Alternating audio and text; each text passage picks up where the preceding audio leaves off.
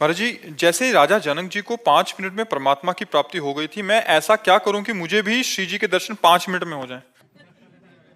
आप राजा जनक नहीं हैं। और हम गुरु अष्टावक्र नहीं है। भाई, राजा जनक जैसा शिष्य और अष्टावक्र जैसे गुरु, तो उन्होंने कहा घोड़े की रकाब पे पैर रखते हुए जितनी देर में बैठा जाता है इतने में ब्रह्म बोध करा देंगे। अब राजा जनक जैसे ज्ञानी, तो न तुम जनक हो ना अष्टावक्र। इसलिए बात यही समाप्त होती है, नाम जप करो, जब कृपा लाडली की तो दर्शन दे दे। लाडली कोई किसी के अधीन थोड़ी है, ब्रह्म भी जिनके अधीन है, जाके अधीन सदा इस सांवरो या ब्रज को सिरताज, हमारे माई श्यामा जू को राज। तो इसलिए हम नाम जप करें, उनसे विनय करें, वो कृपा करें तो हो सकता है बस साथ जी।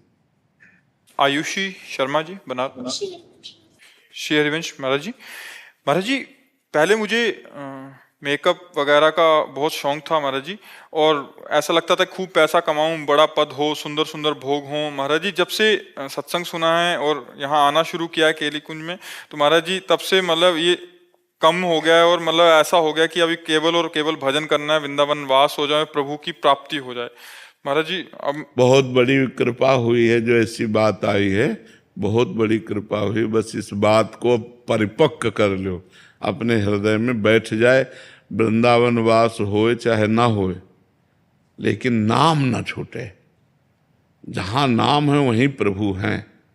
अब हम वृंदावन वास करें, प्रभु का भजन ना हो तो बात ठीक नहीं।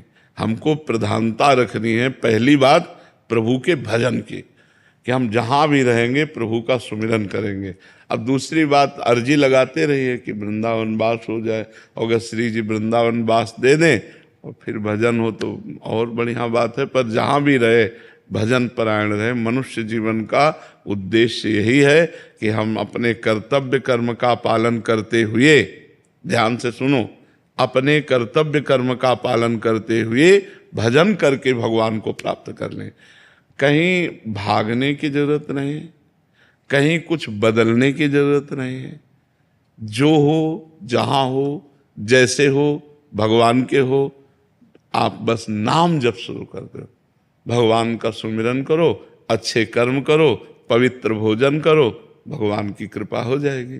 अच्छे कर्म नहीं हुए, अगर हमसे गलत कर्म होते रहे तो बहुत समय फिर लगेगा। मार्जन बार बार नहाओ और धूल में लौट जाओ, तो ये है कि अच्छे कर्म किए और फिर बुरे कर्म किए, फिर भजन किए, फिर बुरे कर्म किए, तो बहुत जन्म लग सकते हैं। अगर हमसे पाप कर्म ना हो और हम भजन करें तो हमारा मंगल। आपसे सही कहते हैं, ये वेश परिवर्तन या देश परिवर्तन, इससे कुछ नहीं होता।